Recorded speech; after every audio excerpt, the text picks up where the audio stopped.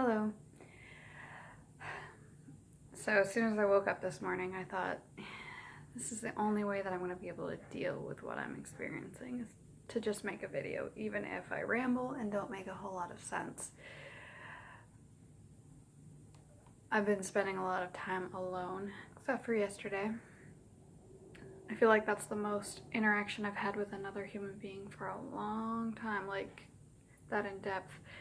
And it was healthy. And this morning I woke up pretty early from some unpleasant dreams. It takes me a while to fall asleep. I usually need some kind of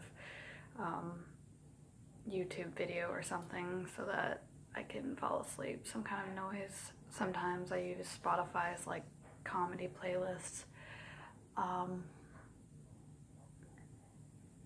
And sometimes I'm hoping that when I listen to that stuff that it's gonna drown out my brain's ability to have a horrific nightmare.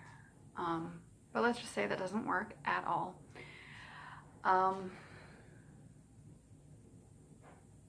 My partner left for work this morning and I went back to bed. I have a hard time with sleep and I have a lot of broken up sleep. And so when I went back to sleep, I had 3 dreams right in a row. And they all took place in the same area or the same like house. I don't know where this house is located or anything. I don't even know if this place really exists. But 3 horrific things happened like in each one. Well, one horrific thing in each dream. But the last one was so bad, and I remember waking up and being like, you cannot go back to sleep, because if you do, you're just gonna make yourself sick from all these horrible dreams. And I realized that that's one of my biggest plaguing parts of my depression, is the fact that I keep having such horrific nightmares. And when I'm awake and I'm not here at my partner's house, but at my other place that I stay at, I had been staying with my brother and his roommates for a while, and I don't like going there. I'm not comfortable mentally, I'm not comfortable physically, and so my brain starts to wander just like in my nightmares and just starts making up these horrific scenarios about people I love dying, or really bad things just tragically happening to people I love or care about. Sometimes I wonder, is it triggered by the fact that I watch a lot of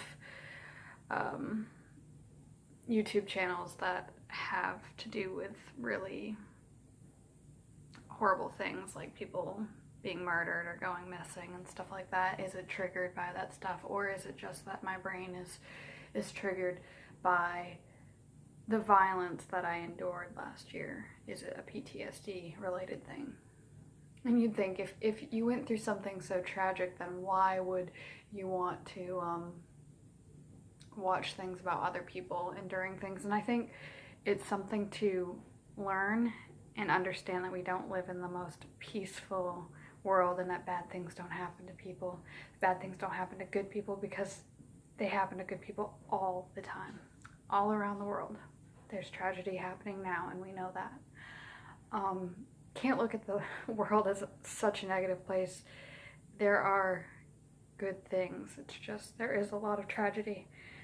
And I think sometimes I watch that stuff to be like, you know, things could have been worse, to feel more humble about things in life, that you know that you don't have it as bad as some people do. There are some people that very much so have it way worse than you do. And that's not like, woo, go me, I'm still alive from being shot with a gun, like, woo, some people aren't that lucky. No, not at all. Because everybody who has experienced something tragic that they survive, or people who are children of or parents to somebody who has gone through something extremely violent where they might not have lived, it stays with you forever. I mean, it's been almost 8 months for me, and I know that it's only me and my partner and our children that are directly affected by what happened to us. Nobody else really is that phased. I know that my dad had a hard time with what happened to me. It was the first time I'd seen him cry in many years. But, you know, like, they're not really phased too much by it. They don't act like that, you know, because I am still here and my partner's still here. We're both still alive, and that's a blessing. Not everyone gets that lucky.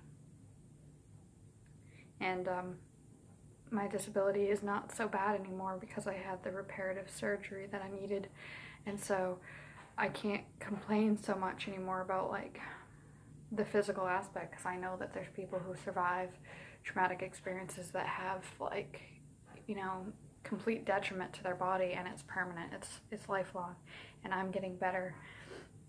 And I guess I got so used to saying, oh, my bad hand, or oh, my bad arm, and I said that last night, and I was straightening my partner's hair, and he's like, well, it's not really a bad hand anymore, and I'm like, yeah, I just got used to calling it that. And it's like all the physical stuff is going away, all the court stuff is taken care of, we're not looking to have any more surgeries, all that stuff is gone, but the mental part is still, it's still there. And I don't know, sometimes I wonder if it's worse for me in the sense of mental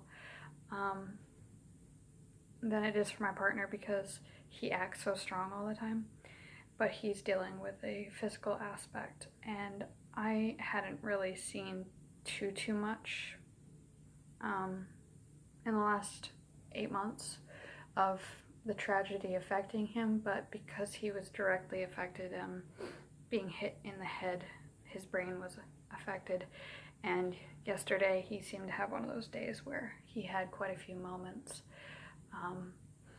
I was making some food, and he looked at me and said, do you want a mixing bowl?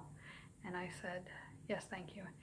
He turned around and walked only 2 or 3 feet in the kitchen, opened a cupboard, and said, what am I doing?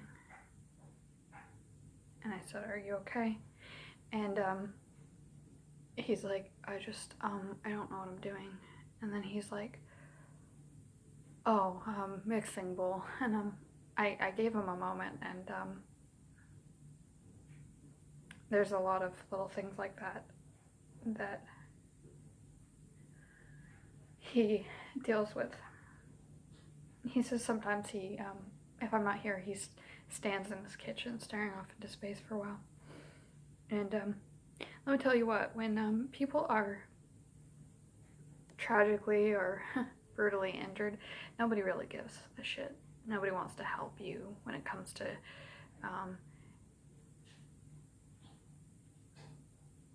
unemployment or benefits, Social Security. None of that stuff just comes your way. You'd have to fight tooth and nail just to get it, and if you don't have insurance, you don't have insurance, and nobody cares. Victims' compensation only helped us with a portion of our bills, and we just learned that the hard way.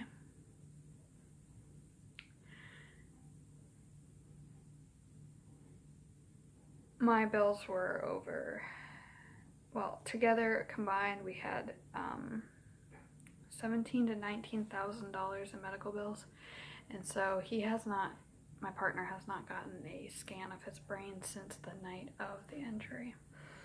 And many times I wish that we could afford to make him go and get his brain looked at, but I know he doesn't want to. He doesn't really care. He just deals with everything. But I worry that there could be some permanent damage because he didn't have a closed head injury. It was an open head injury. His skull was not actually fractured, but his scalp was definitely peeled back. The impact of his hit was so strong that he had blood pouring out of his face. I think that there is some permanency because most concussions don't have long-lasting effects unless there's something else underlying. And I also think too, like just from what I've read, I had a closed head injury concussion when I was 19, and I have actually never been the same since then. That was a closed head injury, and this was almost 6 years ago now. So yeah, it'll be 6 years in April, and his has only been 8 months, but his was an open head injury, and I could see this affecting him for life.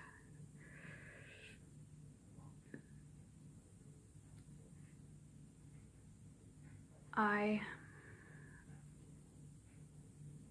worry a lot, and I know that most of my videos I talk mostly about myself. I mostly don't talk about my partner or tragedy going on in the world, but I think it's definitely best that I admit that not everything is about me, and that a lot of people have it way worse, and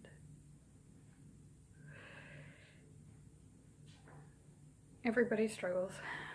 Nobody is unscathed from the world. And I can only hope and pray that, you know, we just get by, because it's always going to be that way. The world is always going to be that way. But